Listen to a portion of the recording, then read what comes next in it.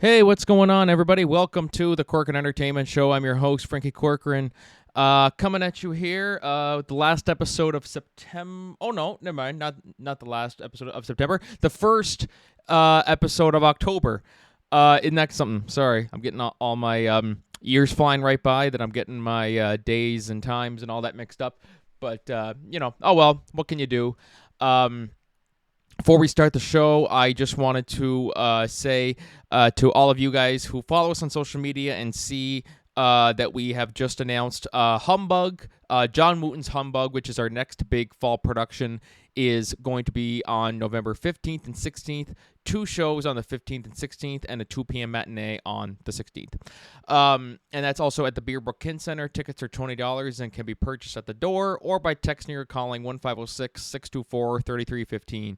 And we got lots of support. Thank you so much, guys, for everyone who's been looking forward to it. And anybody who's listening to this who is here for Andy Paige and doesn't know about Humbug, yes, come on down to Miramichi on November 15th and 16th for a modernized version of Christmas Carol written by the very talented John Wooten. And basically it's as I said, a modernized version of Christmas Carol set in the early 2000s and follows Eleanor Scrooge, a power-hungry Wall Street executive who, well, you guys know the story of Christmas Carol. It's kind of a new take on it, and I'm super, super excited. Everyone's working very hard and can't wait for everyone to see it. So, yeah, that's a little plug for that. And lots of great stuff. Also, guys, we got episode 150 coming up soon, which is wild. This is episode 148. And so episode 150 is coming up. I got a special guest coming for that. And, super, super excited for that to happen. It's crazy. It's another big milestone. So thank you guys all for supporting the podcast and getting it to 150 episodes. And I don't plan on stopping. I don't plan on stopping unless I'm, legally forced to, so if you guys are cool with that. But yeah, thank you guys for all the support on the podcast and everybody who listens to it. If you like it, be sure to give us a review on Spotify, leave a nice review on Facebook, wherever, and, spread the word, get more people to listen to it. Anyways, moving on to our guest today, as I mentioned, Andy Paige. Super excited to have her on here today. She's an actress, author, TV personality, entrepreneur, spokesperson. She is currently playing Pearl in ABC's General Hospital, which, for those of you guys wondering, yes, that show is still on. I was actually surprised, too. But she's also a guest host for QVC, spokesperson for shophomeandheart.com, and her TV career spans over 200 episodes of television overall. So we talk about a lot of things. We talk a lot about the industry. We talk about her part in General Hospital, and just a great conversation. She was a blast to chat with, and hope you guys enjoy the conversation. Later in the show, I'm going to give my thoughts on Marvel campaigning for Oscars. Oscar season's coming up fairly, within the next little while. And now Marvel is putting in their campaign and their push for, whoever they want to win that's been in their movies. We'll talk a little bit more in specifics. And then I also want to review Daryl Dixon, The Walking Dead, Daryl Dixon, The Book of Carol. Season 2 has premiered on AMC Plus. I'm going to give a little non-spoilery review of that. And I hate saying that title, but I'll talk about that later, about how much I don't like that title. But anyways, guys, without further ado, just sit back, relax, and enjoy the podcast today.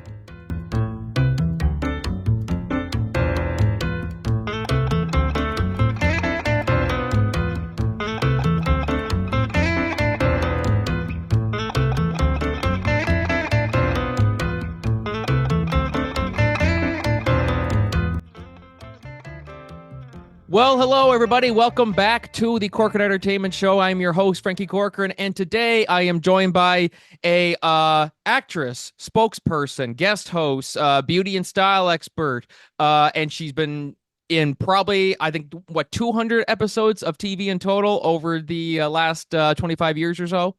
Yeah. It's kind of crazy, right? It's amazing to think about. But yes, that's true. And thank you for the lovely introduction. Yes, of course. it's interesting to be called an actress because you have to know that this is my very first acting job. I have never acted before. I am now Pearl on General Hospital, which is just an amazing turn of fate. I have done lots of television, but it was all been reality television. And I took like one acting class in college, and boom, I'm now on a legacy show. And that's fantastic. And like as I had said to you, I said when I saw that you were now on General Hospital, there was a part of me that said, "That's still on? Wait, really? Like, wow, 15,000 episodes later. Why do you think General Hospital? Like, what is it about it that has kept it going? 15,000 episodes later, and all these years." Yeah, I think it's amazing writing. Believe it or not, it's still, the number one daytime drama. They still get anywhere from 2 to 3 million viewers a day. People watch it in all kinds of ways now. Now you can stream it, so people will, binge a whole week of it. And I think that the shows are just or the storylines are very captivating. Which is actually, what is, I do think that it sustains the show, but the characters have been around forever. I mean, this is the 61st season. And then you have, storylines that people love, like Luke and Laura, and all of the celebrities that were born out of General Hospital is just amazing. I mean, did you know that Elizabeth Taylor was on General Hospital?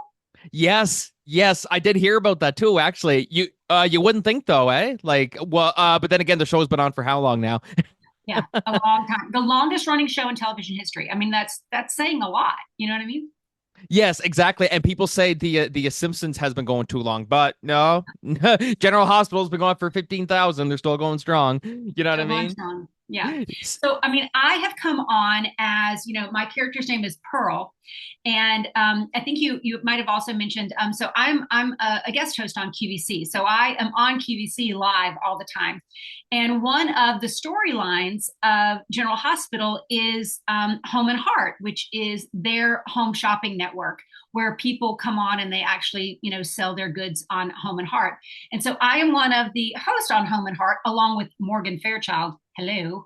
Are you too young to know who Morgan Fairchild is? It rings a bell. It rings a bell, but I feel like I'm one of those people. I'm much better with faces, where then I'd see that person and go, "Oh, that's what they're from." What's the name again? Morgan. I'm gonna Morgan Fairchild. And Morgan. let me just tell you that she was probably on every teen boy's wall in like the 80s. She was like the Farrah Fawcett of her day. I mean, Morgan Fairchild was like the schnizzle, right? She was awesome. And she's still in television and she's still working. And so she's my counterpart, which is great. But, the reason that I was really drawn to this show is what they're doing now within General Hospital is so innovative and amazing because we talk about television, but most people don't watch television in the same way that they did even 10 years ago. We stream television, which is wonderful because we're able to skip ads. But the truth is, the ads are what pay for television. Exactly. So, We can complain all we want, but if there were no ads, there would be no show. So, you kind of got to consider that.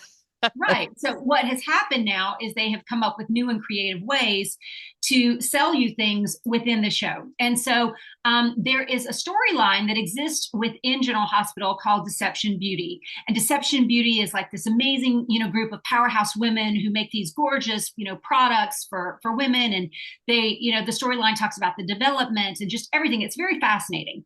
But they decided that perhaps it was time, the fans have been asking for it for years, if Deception Beauty became a real thing. And so they moved all of these products, the fake products that they were making within the storyline, to Home and Heart, right? To sell on Home and Heart. And now you can actually buy all of these products that you've seen developed on the show for years on shophomeandheart.com. And I am the official spokesperson for that. Yes, geez. Oh my God, you're not busy at all. You're not busy at all. Well, I mean, it's fascinating to be a part of this innovation. So I'm happy to be a part of it and happy to be on your show to talk about it. Oh my God, absolutely. It was my pleasure to have you on. And I still find it crazy that for your very, very first acting gig, I mean, like, you're so used to doing reality TV and stuff. This is your first, scripted acting role. What made you decide that now was the time to take your shot? So let me just tell you that I believe in, seeds well planted. And the fact that I got the call for this is pretty incredible. So, this is a big lesson. So I've been in television for years, and I have always been someone who's very punctual. No matter what the job, no matter what the pay, I am going to give it 110%. And I literally got the call from a producer that I worked with over 20 years ago, who just happened to see on LinkedIn that I worked on QVC as a host. And so when it came time for this, she remembered that I always made situations better and not worse. I never complain. I'm always going to show up on time, dressed, ready, prepared. And so it was, the goodwill that I have done my best to plant throughout my life that got me this call. And they were like, I think you can do this. It's not, that difficult or far fetched from what you naturally do. And I did have that one acting class in college. So here we go. It came in handy. It's one of those classes back in school. You take it, like you take bio chemistry. You're like, it's fine. I'm never going to pursue this in my life. And then you turn 30 years old and you want to change in careers, and you're like, God, I should have paid attention in that class. Uh, you're like, why did I not want to take that? Why did I not listen in that class? And you're like, I should have now. Do you have any regrets that now that you're like, oh God, I felt like I should have done this sooner? Like why did I not try this sooner? I have very few regrets in my life. I am 54 years old. I have every intention of living to be 100, and a cat has nothing on me. I mean, I have had so many lives and so many career changes and shifts. And, I've developed products, I've written books, I've done television, I have been on radio for the past 20 years. I'm a wife, I'm a bonus mom.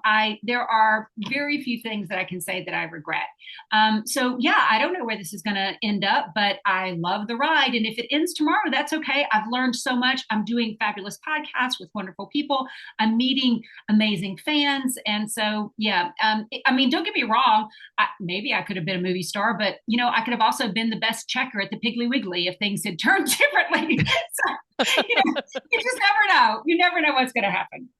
I love that mentality though, that you know, you're like, okay, maybe I could have done this years ago, but no sense in dwelling on the past kind of thing. Like just what's done is done. Time to Yeah. move on, and life's too short to be sitting there and just be thinking, I should have done this, I should have done that. It's like, you still got time, 54, and you plan on living to 100. So, it's not like you have one more year to live. You know what I mean? Like you have every intention to Yeah. keep on going. And it's Well, like, I mean, let's, what do you yeah. want to do next? So you're doing this podcast because you want to do something next. What are you going to do next? Yeah, see, that's the thing. Yeah, because I mean, we have the podcast, and then we have our theater thing. Would love to expand that, someday too. I mean, I'm 25 now, and so I still got lots of ideas of what I'd like to do, but I've gotten better over the years of there's no time limit to life. Like I know so many people, you got to do this now, you got to do that now. Oh, you should be married by now. You should have kids by now. You should have this, blah, blah, blah, blah, blah.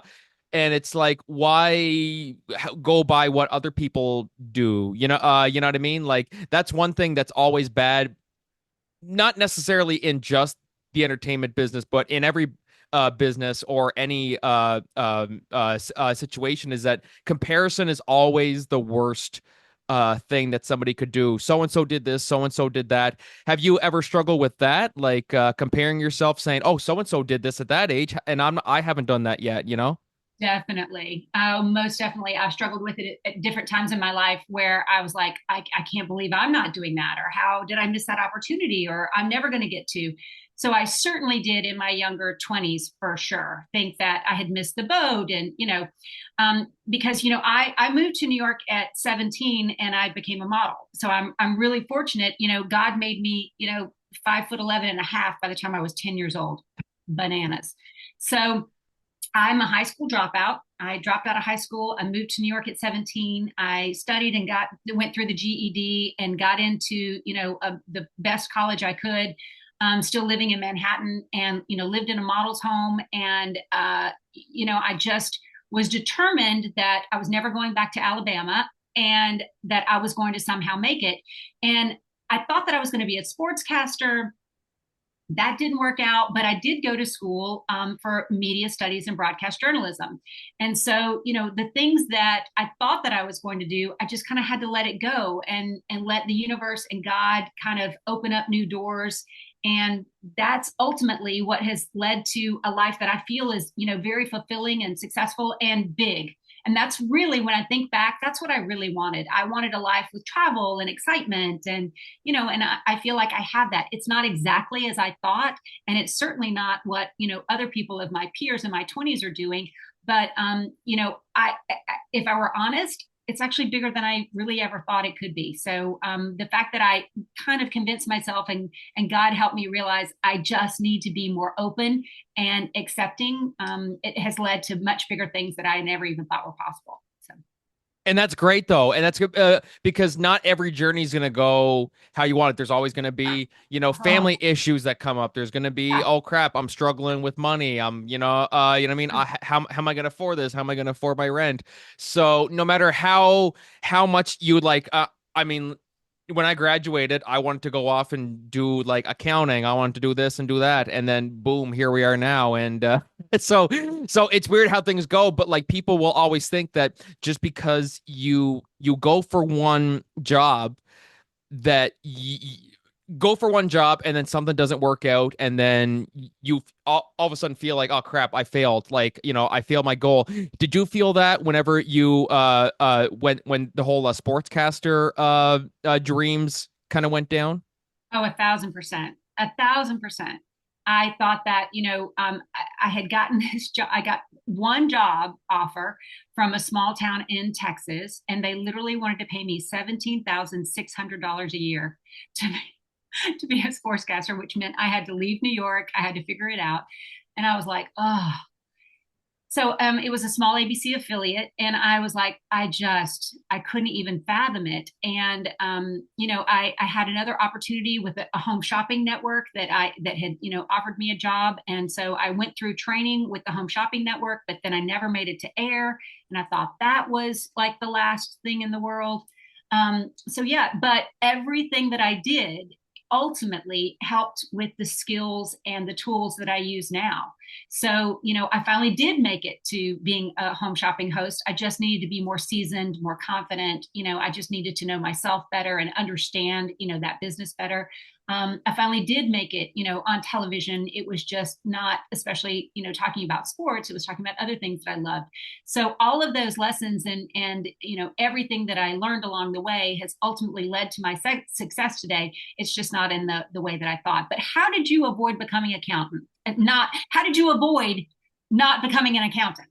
Well, the funny thing is, so I graduated, or well, before I graduated, I had the mindset that you had to have your life figured out right as soon as you got out of high school. That was the mentality that I had. And so it was like a just like just roll the dice on the map, whatever one you land on. And so I said, yeah, that sounds like a good job. I can make good money off it because, I had some friends who were going off to do corrections, and they were going off to do welding and trades and all that stuff. So I'm like, okay, I got to have my life figured out right now.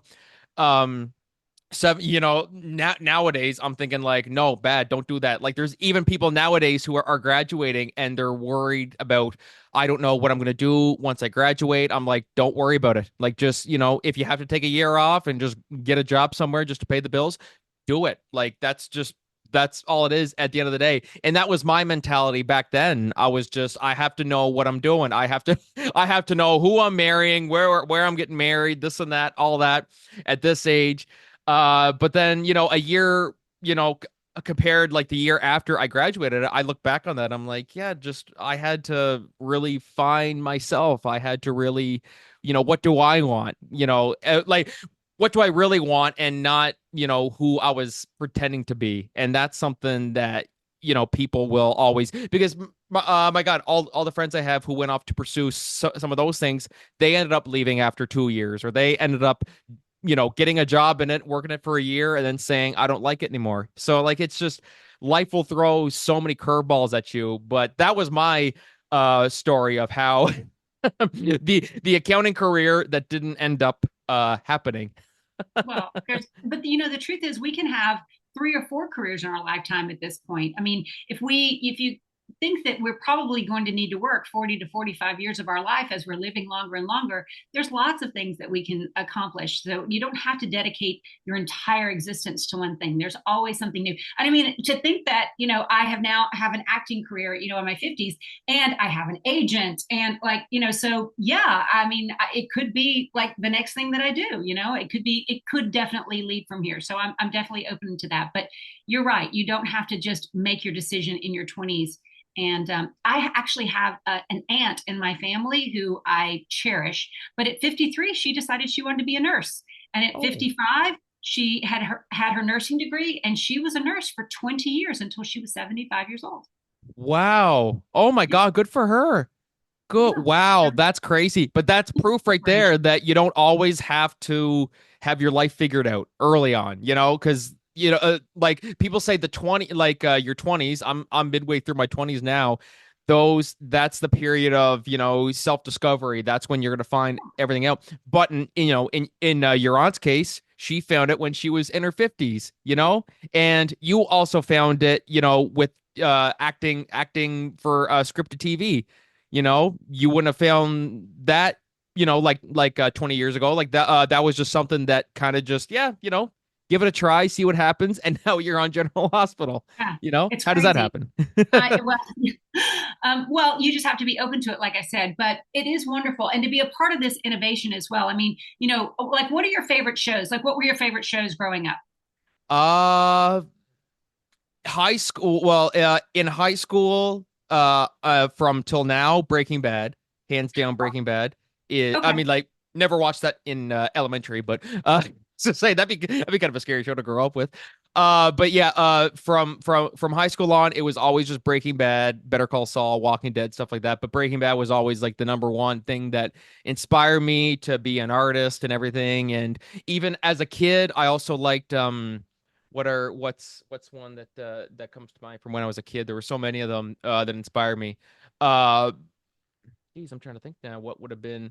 But yeah, Breaking Bad is the first one that comes to mind because, Okay. as a So, as a so creative person, yeah. yeah. So, if Breaking Bad, if you knew that you could get, I think he wore a Hawaiian shirt a lot, right? Breaking Bad, no, The, that's what did he wear all the time? it The was main. the fedora or the what's it called, a pork pie hat? Is that what they call that? Okay. So, Fedora? what Yeah. if you knew in watching that show that you could get that fedora or that hat, and you loved that show, and you could get literally the one that he wears all the time? Wouldn't you want that? Oh God, yes, absolutely. Yeah. Right. So, like, I've done some other podcasts, and I'm like, someone said, well, I loved, Happy Days. And I was like, what if you could have gotten the Fonz's jacket? So that's what's happening now in television, right? Because advertising is going away, and because, but now you can actually have the actual things that they're wearing on television. So that's the innovation that's actually happening now. And that's like the creativity that's, developing out of all of these changes, which is kind of wonderful to be a part of.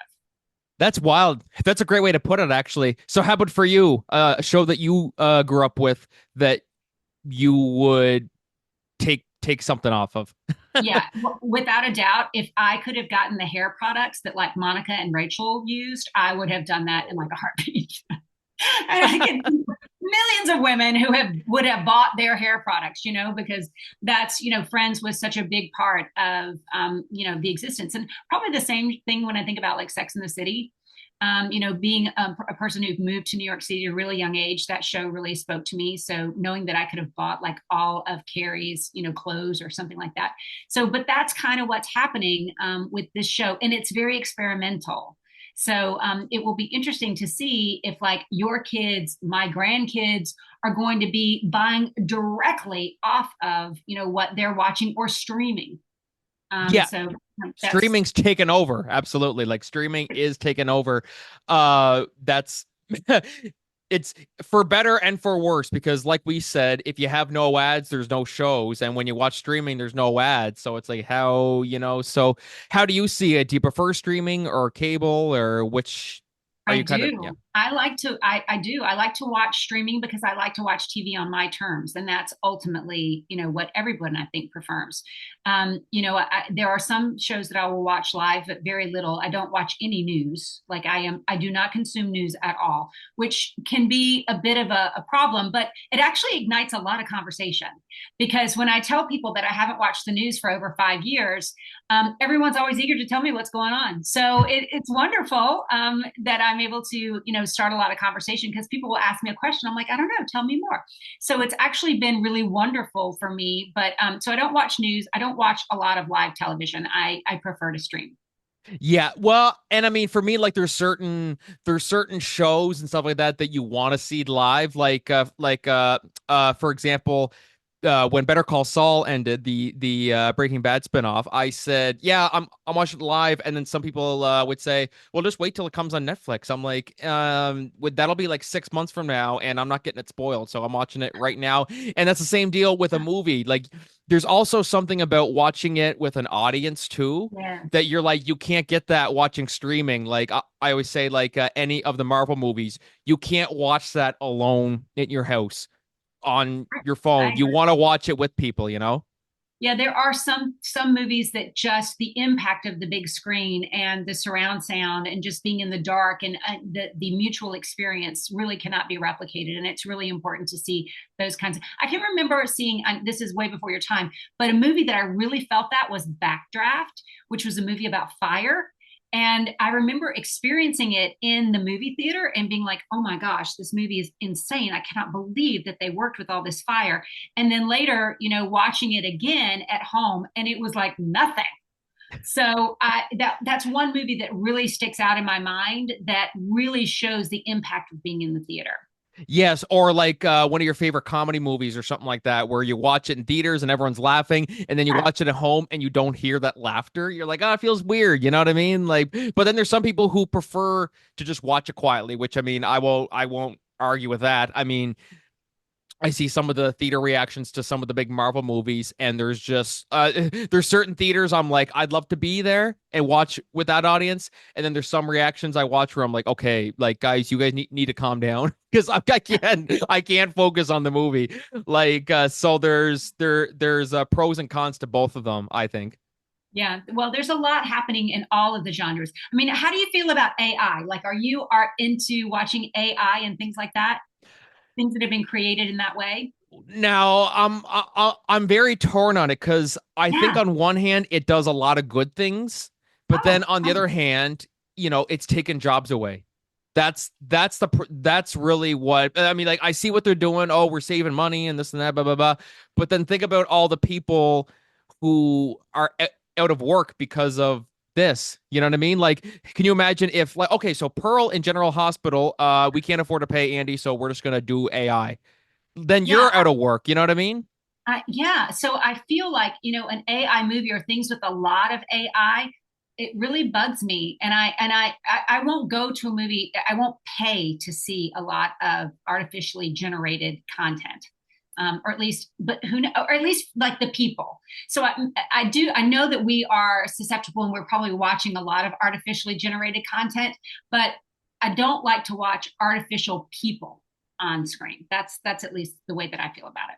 I gotcha. No, absolutely. Like as I said, I'm torn because yeah, it might be cool to watch, but then you just think about what's going on behind the scenes, and then that's the whole reason we had the strikes last year. It is. Yeah, Like, that's exactly right. It's a big deal. I mean, it's just like hating ads, right? Like you yeah, hate the ads, but there is an end to a means. It's the same thing with AI. It's interesting, it's fascinating, but there is a real, result that's going to happen if it kind of takes over. yeah, exactly. There's some things actually online like for AI that are cool. Like you can go on and I remember for it was for something I was doing, I was trying to outline something. And so I went on, I found this AI outline generator. I'm like, I feel like such a thug doing this and a cheater. So I went on, I generated. I'm like, okay, that's cool. But then I'm like, I'm seeing all the other options there. Have it write your own article for you and this and that. I'm like, Yeah. okay, that's cool. But what about the people who actually do that for a living Now they don't got, they have nothing to do now because, oh, it's fine. AI will just do the work for you. Like that's when I stop and think like I shouldn't do this. It's It's like a drug. You're like, I shouldn't be doing this. It feels good, but I should be doing it. That's what AI feels like. Well, what do you think? So you're in your 20s. What do you think that of the things that your parents are doing now, as far as how they're living their life, the choices, the entertainment, what do you think will survive? Like, what do you enjoy that you see your parents and your grandparents doing? Um, what do I enjoy now What do you that, think's going to survive? what do I Because I'm think was, curious about that. um, geez, that's a good question, actually. There's so many things that, I'm thinking maybe streaming, maybe? Yeah, I I could think see, streaming. I think streaming.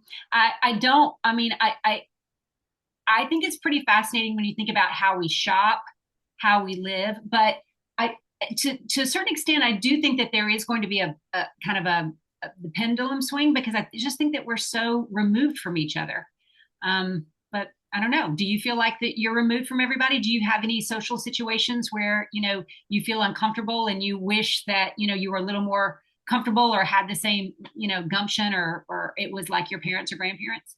well, I've gotten better with because for me comparison was always a bad thing. Oh, they have this, they have that. And then, you think about back to like, okay, my parents were, by my age, they had this and they had that and they had a family and all this stuff like that, So in that way, I mean, like it's a different time, of course, because I mean, nobody can afford houses now. Like the housing, it's just insane. Crazy. So there's always gonna be looking at people who just buy houses, and you're like, shit, I wish I had that. Like I'm still living with my folks because, also I have a dog. It's hard to get an apartment, and you got a dog and all that stuff like that. Yeah. So comparison was always bad because I'll look at some people who have that, and I'm like, okay, well, I don't have that.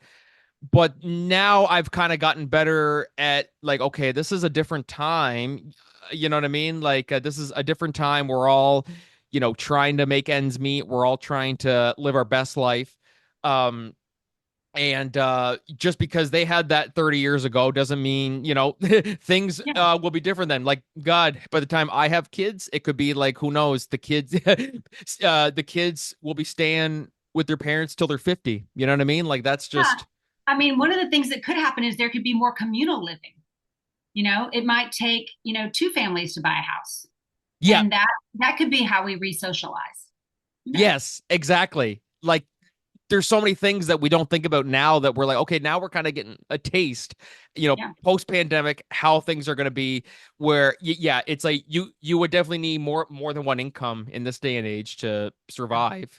Especially people who have kids and stuff like that. And you're a mom as well too, correct? I'm a bonus mom. So Bonus mom. yeah, so I have three amazing children that I've been with now for 15 years. So I mean, I've had them since they were in diapers, but I didn't push them out.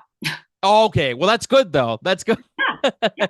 So, how have you compared like their journey, from when they were born up until now, where the economy's kind of down the shitter kind of thing. You know what I mean? I mean, maybe not down the shitter, but like things have changed from like 15 years ago. How would you compare that whole journey now?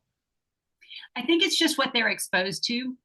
So I think the amount of information and what the younger generations are exposed to is it's it's very different. And I mean, I'm sure I'm not telling anyone anything they don't already know, but I don't believe that little brains can really um, should be exposed to quite as much as they are. I think that brains should develop with a little more creativity and a little more peace and calm. And, so that would be the one thing that I am like shocked by all the time is what the younger generation is exposed to, knows about, is aware of, like all of that. I mean, I grew up in a very different time. I never even heard the F word until I was like 20 years old. Really? Yeah. Never So even heard it. You never even heard it? I had no idea what it was. Zero. Yeah. So, I mean, granted, I grew up in a small town and, a different time, but so I'm very shocked at, and who knows what that's going to do. Every generation, is worried about the generation behind them. But the truth is we are all surviving and we are, doing the best we can. But I do wonder, what is going to survive of what we're experiencing right now? Is television going to survive in the same way? Are phones going to survive in the same way? Are we, because again, I want to live to be 100. So what is it going to be like in, another 40 to 50 years? It is all a little fascinating. Wow, like that's so many.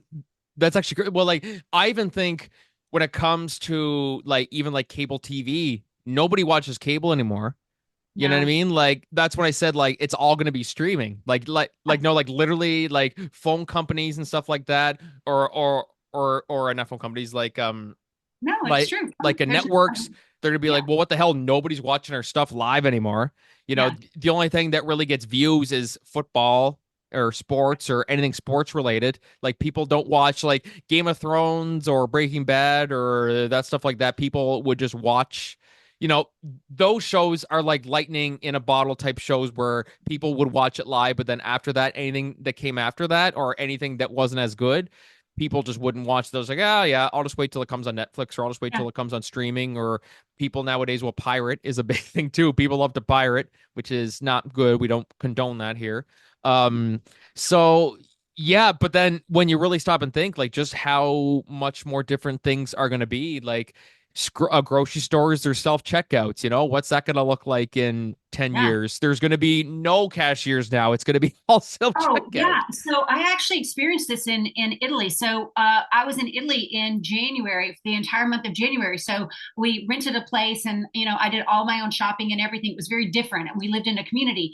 And when you go to Italy, this specific chain, you get your buggy and there is a checker on your buggy. And everything that you put in your buggy is scanned. And then when you go to basically check out, the person just makes sure that everything in your buggy has already been scanned and you bag it and you go. So there's just one person to check that everything in your buggy has actually been scanned and that's it. Wow. And that's today. Imagine what that's going to look like in 10 years. Yeah. It is a little fascinating, without a doubt. But, the one thing that I will say though, so I'm fortunate that my grandmother is still alive. She's 98 years old. And I can remember, and I talk to her every week, but I can remember, in the 70s and 80s when computers were kind of blowing up and everyone had a home computer. I can remember, wanting to teach her how to use the computer. And she was like, I will never touch a computer. I could care less about a computer. No. Well, she's 98. She has 7 grandchildren. She's got 13 great grandchildren, and two great great grandchildren, and she doesn't know how to communicate with them. She doesn't know how to text. She doesn't know how to do any of this. And I just think about how much broader and bigger her life would be if she had not been closed to all of the changes in this world. So the big lesson is that it's going to be pretty amazing in the next 40 years. And no matter your age, you want to keep up. You want to keep up with what's going on. You want to stay current because this is how you're going to communicate with the rest of the world. So you have to stay current. Exactly. Well, it's like the people who say that cell phones are the devil. You shouldn't be using cell phones and stuff. Well, how the hell are you going to call people? How are you going to text people? How are you going to check people? So if someone calls because they fell and can't get up and they're calling you and you're not answered, oh, I don't believe in phones. That's the devil. Meanwhile, that person's just laying there with a broken hip and they can't do nothing. You know what I mean? Like cell phones are, as long as they're not abused, it's the same deal with like drinking or smoking. You know, doing it once every now and then is fine, but if you abuse it, then that's where it becomes a problem. So it's finding that balance. Yeah, it's the one thing that's probably revolutionized our life the most. So, of course, there's going to be a lot of naysayers, but look at the difference that a cell phone has actually made in our life. It's almost uncalculable. Incalculable, I all, think that is. yeah, Yeah. all of the ways. Yes, my accountant friend. Yes, you tell me. All of the ways that it's impacted our life for sure. Oh, that's so former Yeah, former. failed. You never Oh, fail, you only learn. I only learned. Yes, that is true. That is true. I stopped halfway. But yeah, even 911 operators, if cell phones didn't exist, they wouldn't be getting no calls. Yeah, nobody's calling in lately. Huh, that's interesting. Everyone's just dead. Yeah. Well, yeah, that's another thing. Like, how are people going to, call for help? I don't know. It could be that, we all have like little buttons. Who knows? Probably. Actually, well, it's funny that back when we were like early 2000s and stuff like that, we're all thinking, oh god, what are we going to have in 20 years? In 2025 we're going to have this and we're going to have that.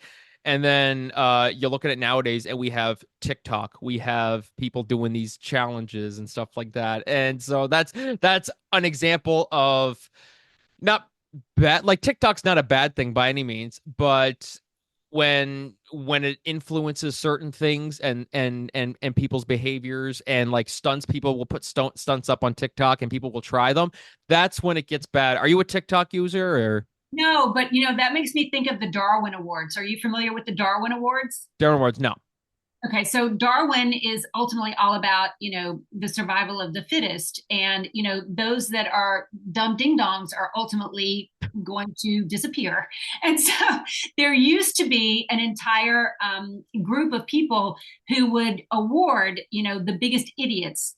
But the truth is, the biggest idiots find a way to kind of knock themselves off. So they don't usually survive.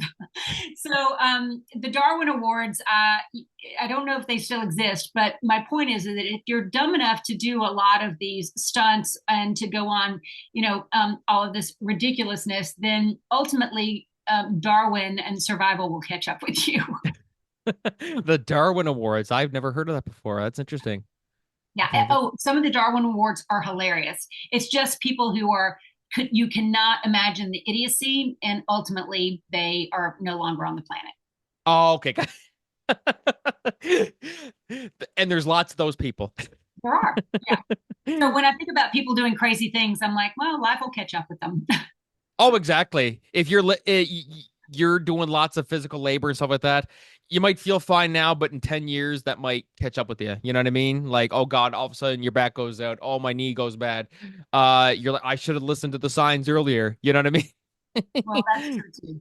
Mhm. Like it's crazy. Self-care is something that people often take for granted. How important is self-care for you? Especially, I mean, doing everything you do. Like you're so busy with everything you do. How do you find time to like, okay, I need to just take a day off. I need to take a week off. How do you find that balance? Yeah, well, self care is really important to me because longevity is important to me. So, one of the things that we're actually pitching on Shop Home and Heart is, red light therapy. And there's a red light therapy wand that was developed within the storyline of Deception. And so I am the guru. Like, I believe in grounding mats, I believe in red light therapy, I take all kinds of supplements. Like, I do all kinds of things to keep my body at an alkaline level and really try my best to look my best and to stay really, really healthy. So I am like that person. Like you can tell me that this will add 10 years to your life, and I'm like, I'll take 5 of them. But so I definitely believe in self care in that way. But when it comes to other kinds of self care, I have a really joyous and happy life, and so I really believe that the more happiness and joy you can bring to your life, the less exhausted you feel, to be perfectly honest. Oh, that's So good though. yeah, so I just focus on doing things that make me happy. I definitely believe in service, and so I don't really ever feel the need that I've got to run away and hide for a week. And there's nothing wrong with that, but I'm just not someone who I do the little things every day so that I don't feel like my well is ever really run dry. No, well, that's a one good way to put it there too. Like it's good to keep busy, but then it's also good. I mean, like if somebody is working so hard and they get a pain in their chest, oh, it's fine, it's nothing. It's like no, you might want to, because if you let it brush off, and then you're gonna realize, oh crap, I should have checked that out sooner. I was on the verge of a heart attack. You know what I mean? Like Yeah, it's no, just the little things. You know what I mean? Like it's just you don't think about that. You got to pay attention. You got to pay attention. But I do think you want to talk about an amazing time to be alive. I mean, they are really working on so many things they figured out about longevity and aging and cellular renewal. And I mean, it's incredible. I mean, the person who's going to live to be 150 has already been born. Already been born. Wow. So That's I crazy to think definitely, about. yeah, right. So I definitely think that with all of the innovation, no matter what it is, that the likelihood that we are going to live longer and have more experiences and more careers and all of that just gets bigger and broader. And then opens up so many more possibilities, like, oh, like we're not as doomed as we thought we were. No, none of us are as doomed. None of us. I am very hopeful. I mean, I do talk to a lot of naysayers. And again, because I don't watch the news, and I do believe that that helps my mental health a lot, just so you know. But I don't watch the news. I simply observe life and I engage in conversation. And I do come across a lot of naysayers. And the naysayers tend to be the ones that, are in a rabbit hole with the news and all of these things. And so often people will say to me, well, how can you not care? And it's like, it's not that I don't care. It's just there's very little that I can do about it. If there is something I can do about it, then I will. I vote. And I take care of people in my community. I support my neighbors. I make sure that the elderly near me are fed and cared for. But on a grander scale, there's so little that I can do. And by constantly being consumed with that, I find that it really affects my mental health. So for me, I just, focus on, my immediate world and the ways that I can improve the people and the situations and the service around me. And I find that, that keeps me a little happier, to be honest. And I'm not a big naysayer, someone who is not who feels hopeless. No, 100%. The news is basically here's a bunch of horrible stuff going on in the world that you can't do anything about. And it Yeah. just makes you sad. And you look at it and just like, oh, I wish I could help, but oh, like, what can you do? And the news, sometimes people will say they're just rubbing it in. Here it is. You can't do nothing because you're in this location. So it's like, why would I subject myself to that, It's a lot, but don't get me wrong. I stay very active and I want to help people. I just tend to do it in my radius. Yes, exactly. Exactly. That's a great way to do it, actually. I care about people, but who are within my area. If there's something going on in my hometown, I will help. You know what I mean? If somebody's stuck in a ditch somewhere in Minnesota, I'm in Miramichi, New Brunswick, Canada. Sorry, I can't help you. So why are you posting that on the news for me to see? But if it's down my street, yeah, I'll go help them. You know what I mean? So I mean, really, I just keep up with the news from what people tell me. And just the odd thing I see on Facebook, because I try not to, especially with Trump and all that stuff like that that's going on with him, and just oh god, like don't even get me started on what's going on there with the elections and stuff like that. I mean, that's not, that's outside of my radius. How's that affected you? I mean, the whole thing with Trump and Kamala Harris. Do you pay attention to that stuff or?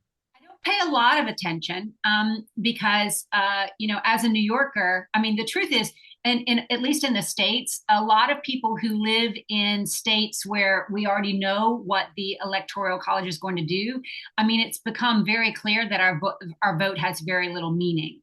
So, as a New Yorker, my vote has very little meaning because there's almost nothing that we could do to sway the Electoral College. Right. So, in that way, and a lot of my friends who live in decided states kind of feel that way. The election kind of comes down to like maybe 8 to 10 states in the U.S. And again, there's very little that I can do about that, right? So the less I kind of get engaged and fight with people about it, because um, I am a registered Democrat, but I'm very conservative in many ways. So I feel like my party has changed a lot, and just at least from what I'm observing. So most of my political leanings really have to do with my day-to-day observation. The price of this, the price of that, people are angry, like nastiness that goes on about fighting in a parking lot over politics and bumper stickers, and I'm like, oh my gosh. So I am aware that there's a lot of contention. I just try not to engage. No, exactly. And that's, say what you want about Trump. I know lots of people say, oh my God, like, can't stand this and that. During that attempted assassination, had he had been successful, would have been just, would have started something horrible. So in that way, count your blessings that, I mean, say what you want about Trump, all like the atrocities, the just everything, the chaos that would have started would have just been astronomical, so that's why in that way I'm like, I don't even want to think about what would happen if Trump got killed. And this is me from Canada. I'm coming from Canada, and I'm saying that I'm glad he lived in that way, because I couldn't imagine what that would do for the States. It would just be so bad. And then, how would that affect us? Who knows? World War III. Like, so there's so many things where I'm like, I don't want to think about that, because that, all of a sudden, like, all those problems that were outside of my radius, now it feels like it's on me, and I'm like, I don't want it to feel that way, even though it's not. You know what I mean? It's kind of a weird feeling that you get watching that stuff and thinking about all that, and seeing the conspiracy theories online and how people are. It really, that's why I'm with you. Don't watch the news. No. And really don't engage, because it gets really hard. I find, I don't mind telling you that a lot of my friends are, down their rabbit holes, and they are entrenched in their party, and and I'm just like, I don't care that much. And Yeah. I don't care that much because, again, we're going to get what we get. So it's kind of like, you prepare yourself for life, you do the best you can, and then you've got to deal with whatever life hands you. And that is very much where we are. Yes, exactly. Life has its plans, and just got to wait and see what happens. That's kind of all you day by day. Just take it day by day is all that you can do.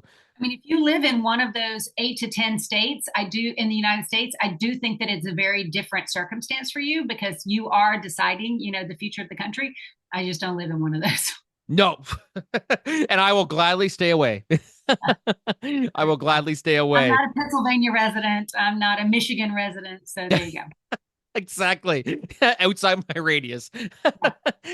But Andy, this was a great conversation. This was really, really fun, and congratulations on everything that you're doing. I mean, General Hospital. I mean, right off the bat, I was like, "That's amazing." Right there. So, thank you so much for coming on. Do you have any upcoming projects or anything that you're doing that you'd like to give a little plug for?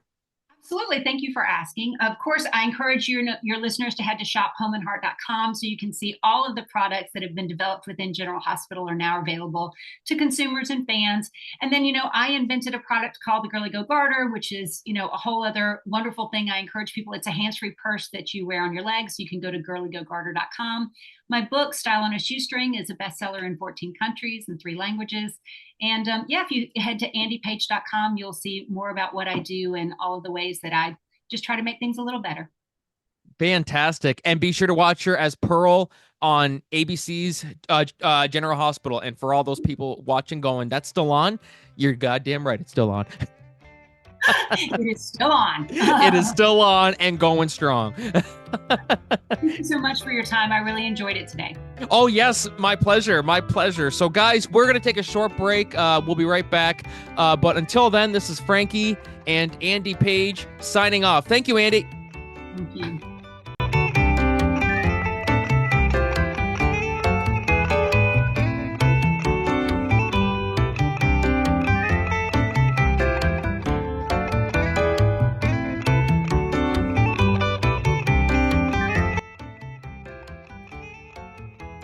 Hey, everybody. Welcome back to the Corporate Entertainment Show. That was me and Andy Paige. Thank you so much, Andy, for coming on. And, guys, be sure to check out shophomeandheart.com and check out all the amazing stuff that Andy does, whether you want to watch General Hospital or her book, or go on andypage.com to find out everything that she is about. So thank you so much, Andy, for coming on. Really appreciate it. Had a blast with you. So moving on to our first solo discussion topic today, um, it's no secret that without a doubt, well, it's not quite the highest grossing film of the year because Inside Out 2 took that, but one of the biggest films of the year was Deadpool and Wolverine. And it's crazy. It's been a while now. It's actually just coming out on Disney Plus and streaming and all that and Blu-ray, and we're still talking about it. Like it just came out yesterday, which is crazy. It's the highest grossing R-rated comedy, or not comedy, comedy. Well, it is a comedy. Highest grossing R-rated film, period, of all time, which is amazing. And of course, I talked about last week whether Joker 2, which is coming out this week, whether that can top it. I say no. I don't think Joker 2 is going to surpass it. But not that it can't. I mean, nobody expected Joker 1 to make $1 billion, so and here we are. But I highly, highly doubt it's gonna. But Deadpool and Wolverine, yeah, it is making history and is still breaking records. I think it's still in theaters, if I'm not mistaken. I know it's coming out on Disney Plus and stuff like that soon, but I could have sworn someone said that it's still at theaters. Probably not. I don't think it's at my theater anymore, but it's crazy. Like that's just how much of an impact it was on the industry this year. And so now I wanted to give my thoughts on. So, of course, this article is news24online.com. Deadpool and Wolverine at the Oscars 2025. Makers eye major wins for the film actors Ryan Reynolds and Hugh Jackman. So it's very rare for Marvel movies or comic book movies in general to be nominated for Oscars. Now, of course, we've seen Joker. One was landed some nominations and won Best Actor for Joaquin Phoenix. But that one was more so grounded in reality. So I can see,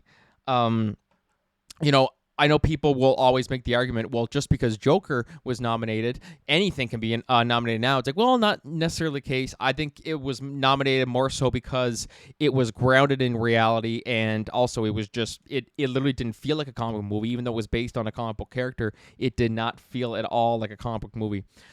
But my thing with this. Okay, so the article from news24.com, it's saying the MCU's film Deadpool and Wolverine did wonders at the box office this year, becoming the biggest R-rated movie of all time and Marvel's second $1 billion release since Avengers Endgame. Now, so the first $1 billion one since Endgame was No Way Home. And now the makers have set their eyes on the biggest and most prestigious awards, Oscars, for the movie. As per an exclusive report by Variety, Marvel is campaigning for Oscar nominations for 2025. Besides the main categories, the production house will also attempt to get Deadpool and Wolverine nomination in the technical categories, including production design, sound, and visual effects. Now that I can see. I can see it getting nominated for sound, visual effects. I think that's a lock. I really, really do think, visually the film is stunning, and sound as well too. Like in the technical categories, I think it's definitely gonna get nominated. But where I get a little bit, I don't think so, is when it comes to the acting. Now, just hear me out here. So the report further revealed that Deadpool and Wolverine makers are also eyeing for Golden Globes in the comedy categories. In addition to that, Ryan Reynolds is up for Best Actor consideration, whereas Hugh Jackman will be submitted for Best Supporting Actor recognition in Oscars, Golden Globes, SAG Awards, and Critics' Choice Awards. The Phase 5 movie will also be targeting nominations in the technical categories, which ranges from visual effects to production design. Now, I could see it with SAG. I could see it with Critics' Choice. I could see it with Golden Globes. But the Oscars is like the big, like the mother of all movie award shows. I don't see, and many people will try to twist what people say and stuff like that. Do I think Hugh Jackman, as amazing as he is and as amazing as he was in Deadpool and Wolverine, do I think he deserves an Oscar nomination? No, I don't think so. And it's so funny when it comes to that. Like we say, I don't think he should get nominated. People say, "What do you mean? Are you saying he was bad?" No. I think Hugh Jackman and Ryan Reynolds, but Hugh Jackman in particular, I think he was fantastic in Deadpool and Wolverine. I thought he was terrific. He always is. But no more, no less do I think he's been, great in all his movies as Wolverine. Look, if he was going to get a nomination, he would have got nominated for Logan. Because that was just, there have been many arguments made about not just him, but Patrick Stewart should have got nominated. Daphne Keane should have got nominated. It was pretty high contender for best screenplay. It was nominated, but it didn't win. But it was Logan was. I'm like, if he was going to get nominated, he would have got nominated for Logan. Now, the reason why I say I don't think it's mainly Hugh Jackman that I'm talking about here because I don't see. I mean, Ryan Reynolds had some good moments, or fantastic moments and dramatic moments in Deadpool and Wolverine, but when it comes to the dramatics, people are more so thinking that Hugh Jackman is going to get the nomination over. I just don't think he's going to get nominated. Now, not that he can't get nominated for a Golden Globe, not that he can't get nominated for Critics' Choice and all that. I just don't see it because look, you compare. I don't really know what movies might get nominated this year for the Oscars. But let's just just for example, let's just look at Robert Downey Jr. in Oppenheimer. Do I think Hugh Jackman's performance in Deadpool and Wolverine rivals Robert Downey Jr.'s in Oppenheimer? No. No, it doesn't. It's a terrific performance. Hugh Jackman's great in it, but he was better in Logan. He really was better in Logan. Logan was, and I even said Logan is the best Wolverine film, period. The best, it's Hugh Jackman's best performance. It's the best written story. It's just the best everything. So if he was going to get nominated for a Best Actor or Best Supporting Actor or any Oscar, period, for his acting, it would have been for Logan. He didn't get it for Logan. Deadpool and Wolverine, it had some dramatic moments, yes, but at its core, I think it was more so, in a way, fan service. I mean, I don't want to say fan service, but it was because originally Hugh Jackman was done after Logan. They talked him into coming back for Deadpool and Wolverine because fans wanted to see Hugh Jackman and Ryan Reynolds together as Wolverine and Deadpool, and so they gave us that. So in that way, I think it was fan service, but I don't think it's you compare it to some of the previous Oscar winners, if someone's going to say that Ryan Reynolds' performance is as good as say Brendan Fraser in The Whale, you're crazy.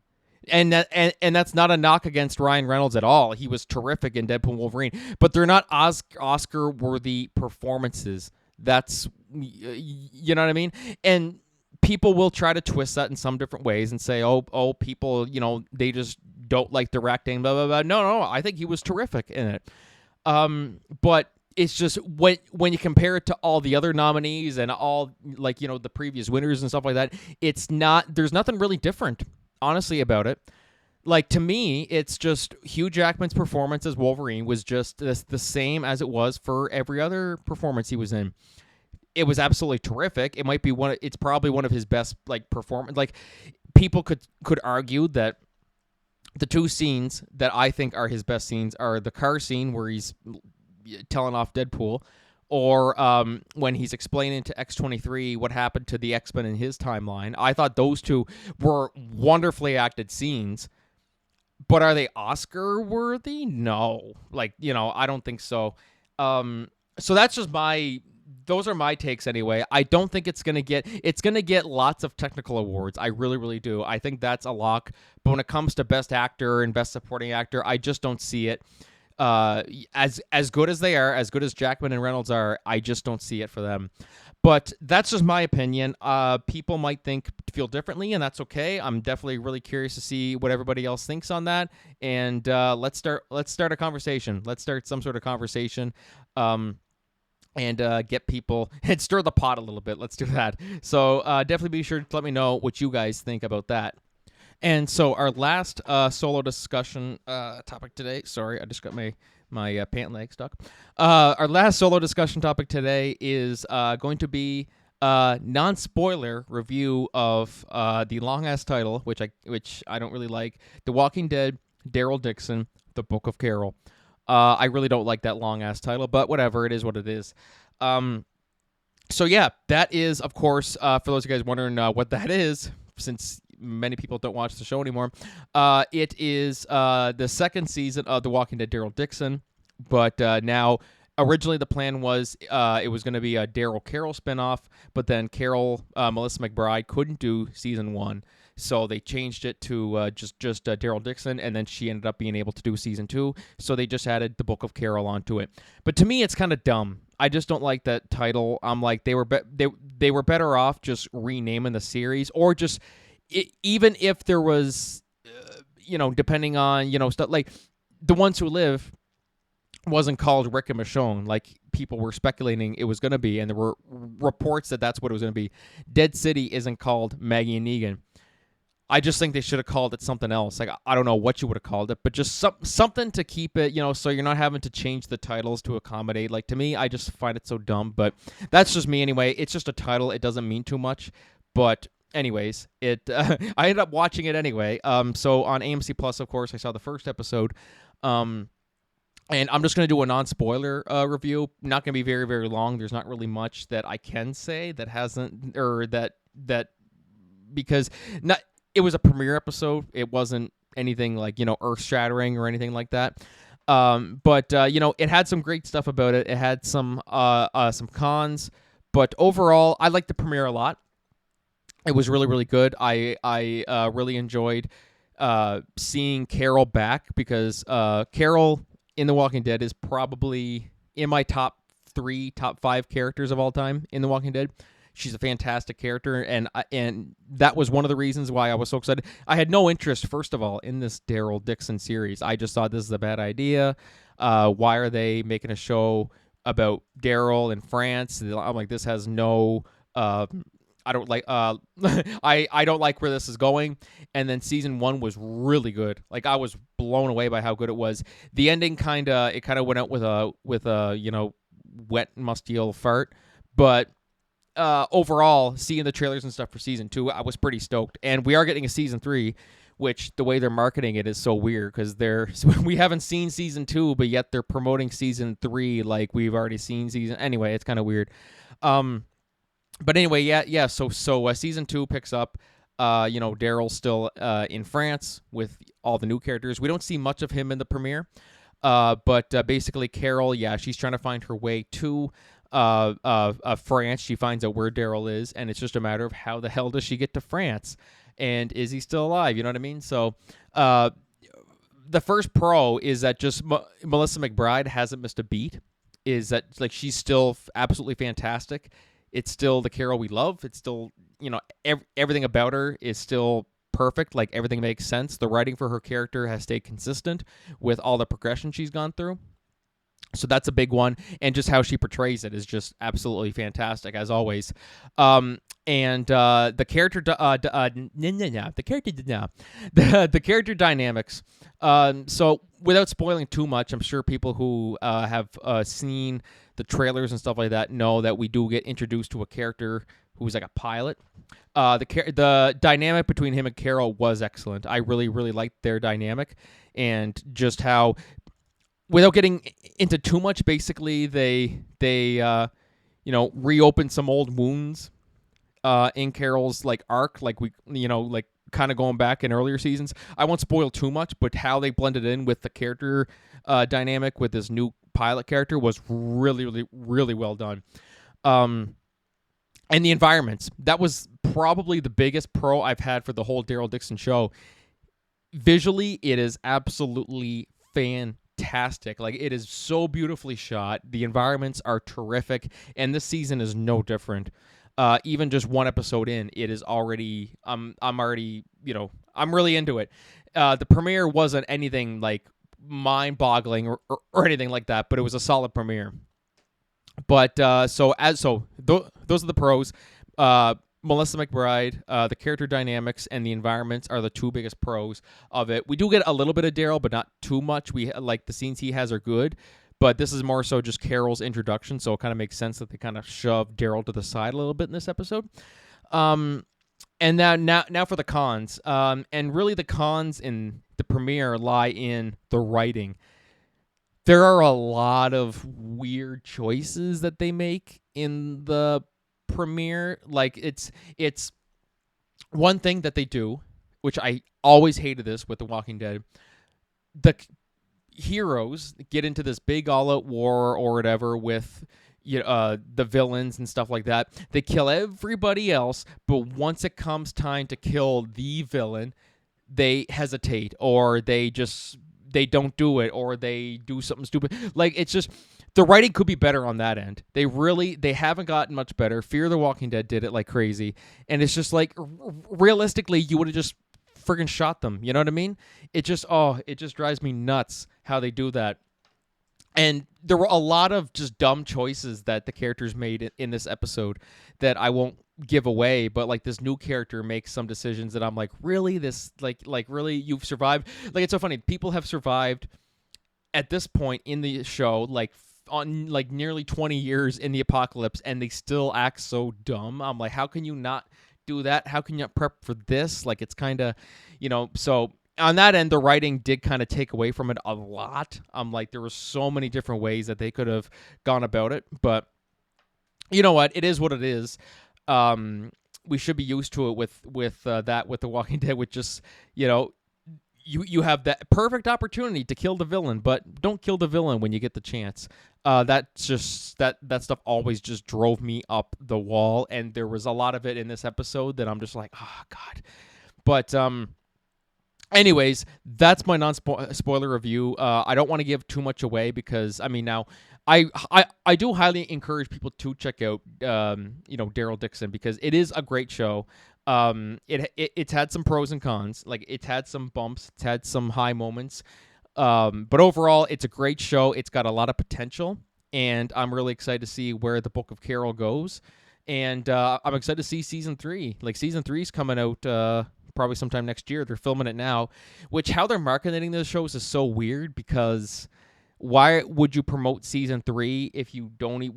We haven't even seen season 2 yet. Like, it's kind of, that'd be like promoting Avengers Endgame before we've even seen anything for Infinity War. Like, it makes zero sense, and kind of just spoils it, really. But anyways, so yeah, that's my non-spoiler review. In terms of a score, I'm going to give it an 8.8 out of 10.